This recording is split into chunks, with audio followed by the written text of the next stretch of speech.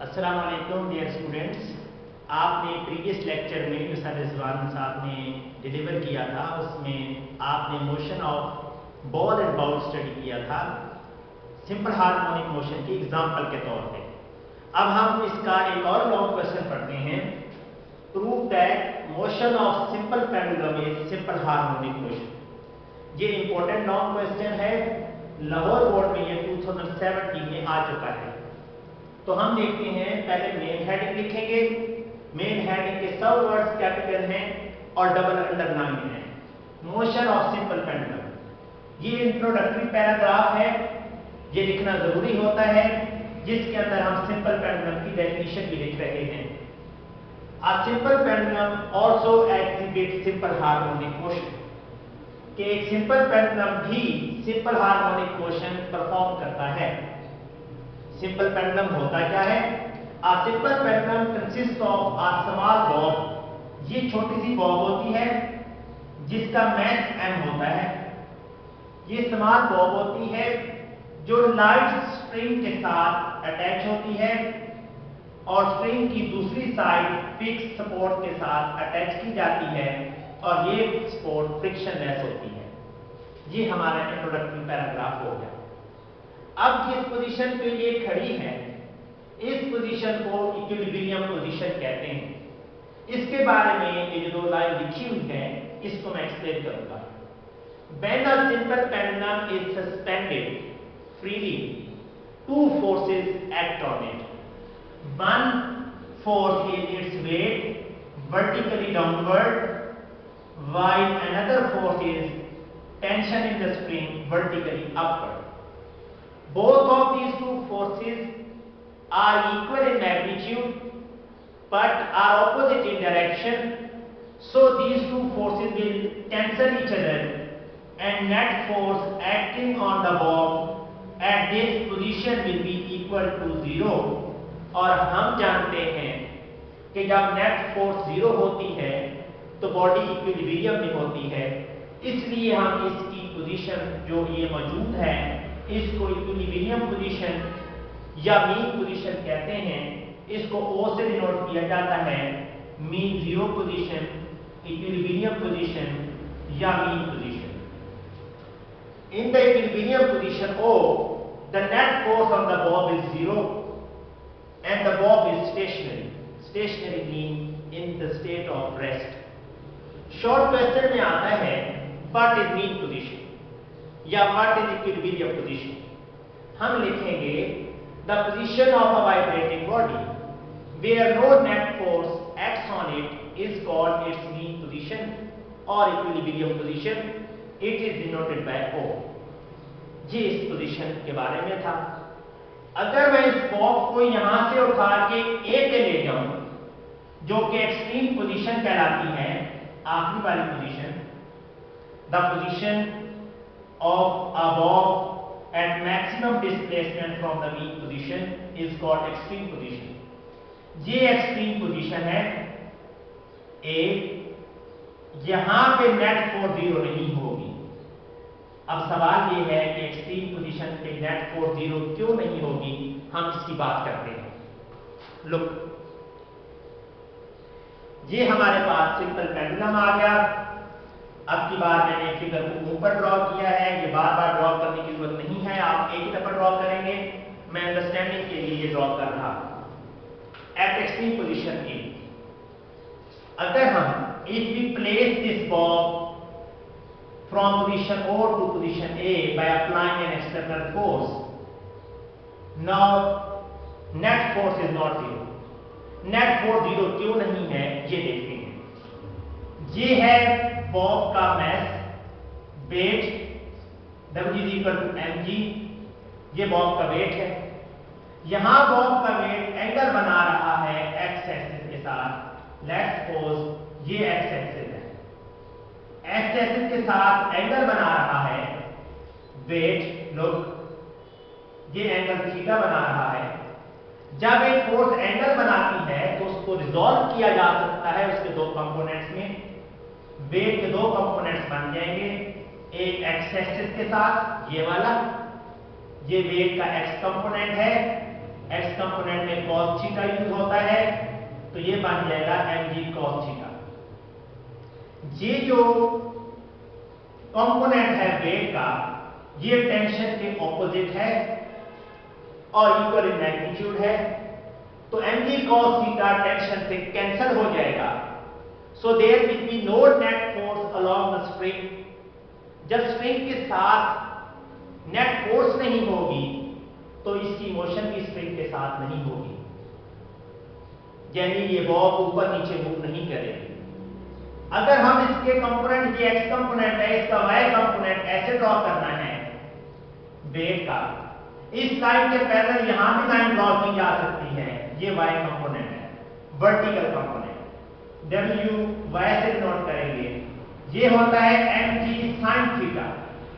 mg sin theta को cancel करने वाली कोई फोर्स इस साइड पे नहीं है, तो ये नेट फोर्स के तौर पे एक्ट करेगा और ये बॉब को खींचेगा मीन पोजीशन की तरफ। तो ऐसी नेट फोर्स जो किसी वाइब्रेटिंग बॉडी को मीन पोजीशन की तरफ पुल करती है या पुश करती है, वो रिस्टोरिंग फोर्स कहलाती है।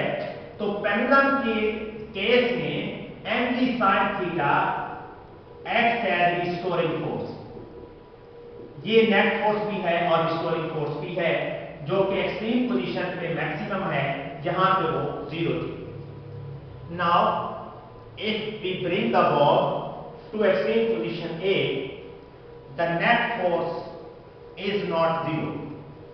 क्यों 0 नहीं है, मैंने फिगर में एक्सप्लेन कर दिया है। There is no force along the spring. रस्सी के साथ ऊपर और नीचे नेट फोर्स नहीं है, क्योंकि ये और ये दोनों कैंसिल हो रहे हैं। The component of the weight mg cos theta, ये वाला जो है, ये स्प्रिंग के साथ, टेंशन इन द स्प्रिंग के साथ कैंसिल हो रहा है, ये बात हम कर चुके हैं। Hence there is no motion along the direction. ऊपर या नीचे कोई मोशन नहीं है, क्योंकि ऊपर लगने वाली फोर्स और नीचे लगने वाली फोर्स कैंसिल हो रही है। The component of the weight, यहां पे कौन सा आना चाहिए, कौन सा वेट का कंपोनेंट है जो नेट फोर्स के तौर पे एक्ट कर रहा है और वो रिस्टोरिंग फोर्स के तौर पे यूज हो रहा है, वो है कि mg sin थीटा, जो कि vertical component of the weight है, is directed toward the mean position. इसकी डायरेक्शन मीन पोजीशन की तरफ है और ये रिस्टोरिंग फोर्स के तौर पे एक्ट कर रहा है। ये इसको खींच के लाएगा मीन पोजीशन की तरफ, लेकिन यहां पे मीन पोजीशन पे जब ये पहुंचेगा तो बॉब रुकेगी नहीं, क्योंकि उसका इनर्शिया होगा। जब ये net force mg sin theta इसको आगे की तरफ मीन पोजीशन की तरफ खींचेगा, तो इसकी स्पीड बढ़ती जाएगी, वेलोसिटी बढ़ती जाएगी, मीन पोजीशन पे वेलोसिटी मैक्सिमम हो जाएगी। क्योंकि वेलोसिटी भी मैक्सिमम है और इनर्शिया भी है, तो it will not stop here at mean position और it will be a position, rather it will move towards another extreme position, that is B। तो हम नेक्स्ट देखते हैं जी, एट मीन पोजीशन, जिसके बारे में मैंने आपको डिटेल में बता दिया है। पहले हमने यहाँ पे नेट फोर्स 0 की थी, फिर हम एक्सट्रीम पोजीशन पे ले गए हैं और इधर लेकर आना है, अब हम मीन पोजीशन की तरफ हमने इसको लेकर आना। Look, at O the bob has got maximum velocity. यहाँ पे mg sin थीटा की वजह से बॉब खींच के इधर आएगी, यहाँ वेलोसिटी मैक्सिमम हो जाएगी और यहाँ पे इनर्शिया की वजह से रुकेगी नहीं, does not stop on O, ये आगे चली जाएगी B पोजीशन पे। और जब ये B की तरफ जा रही होगी, जब ये A से O की तरफ आ रही होगी तो स्पीड तेज होगी, जब ये O क्रॉस करके B की तरफ जाएगी तो स्पीड कम होती जाएगी। क्यों कि अगर हम इसके वेट के कंपोनेंट भी बनाएं, W इक्वल टू mg, ये कौन सा कंपोनेंट होगा, mg cos थीटा, और यहां पे कौन सा कंपोनेंट ऐड करेगा, इसके पैरेलल mg sin थीटा। क्योंकि ये नेट फोर्स की डायरेक्शन इधर है और बॉडी इधर मूव कर रही है, ऑपोजिट है, तो स्पीड कम होती जाएगी।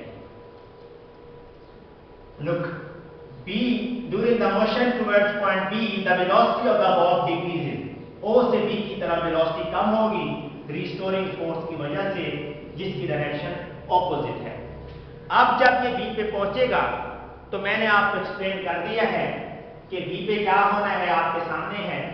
The velocity of the bob becomes 0 as it reaches the point B. जैसे ये ऐसे पहुंचेगी, इधर जाएगी, mg sin थीटा इसकी मोशन को रोकने की कोशिश करेगा क्योंकि दोनों की डायरेक्शन ऑपोजिट है। जहां भी इसकी मोशन बिल्कुल स्टॉप हो जाएगी, वेलोसिटी 0 हो जाएगी। The restoring force mg sin theta यहां भी मीन पोजीशन की तरफ था और यहां भी मीन पोजीशन की तरफ है। mg sin theta still acts toward mean position O. Due to this force, the bob again starts moving towards mean position. इसकी वजह से जब यहाँ पहुंचेगी तो दोबारा मीन पोजीशन की तरफ जाएगी। इस तरह ये बॉब B से O की तरफ, O से A और फिर A से O और B की तरफ बार बार मूव करती रहेगी। अपनी वाइब्रेटरी मोशन जो है वो ये बार बार रिपीट करेगी। अब हम बात करते हैं स्पीड की।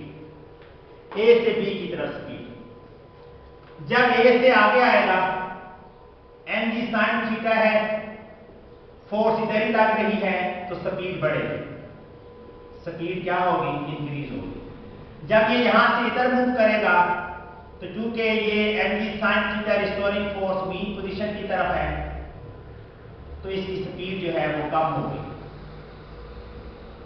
जब ये दोबारा इधर आएगा तो स्पीड बढ़ेगी, जब ये उधर जाएगा तो स्पीड कम होगी। कंक्लूड करता हूं, जब बॉब मीन पोजीशन की तरफ आ रही होगी तो स्पीड ज्यादा होगी, जब बॉब मीन पोजीशन से दूर जा रही होगी तो स्पीड कम होगी। जब बॉब मीन एक्सट्रीम पोजीशन से मीन पोजीशन की तरफ आ रही होगी स्पीड ज्यादा होगी, जब मीन पोजीशन से एक्सट्रीम पोजीशन की तरफ जा रही होगी स्पीड कम होगी। इस तरह की मोशन को सिंपल हार्मोनिक मोशन कहते हैं। और एंड पे हमने इसके टाइम पीरियड की भी बात करनी है। लुक, बॉब को हमने यहां से पकड़ा और जहां तक ले गए, अब हम छोड़ेंगे, क्या होगा? बॉब A से O की तरफ आएगी, फिर O से B पे पहुंचेगी, फिर B से O पे पहुंचेगी, फिर O से A पे पहुंचेगी। जब ये 4 स्टेप कंप्लीट कर लेगी तो हम कहेंगे कि बॉब ने एक रोटेशन पूरी कर ली, एक वाइब्रेशन पूरी कर ली, एक ऑसिलेशन पूरी कर ली। बॉब ने एक साइकिल पूरा कर लिया। ये साइकिल पूरा करने में जो टाइम लगता है उसको टाइम पीरियड कहते हैं। टाइम रिक्वायर्ड टू कंप्लीट, क्या डेफिनेशन होगी? Time required to complete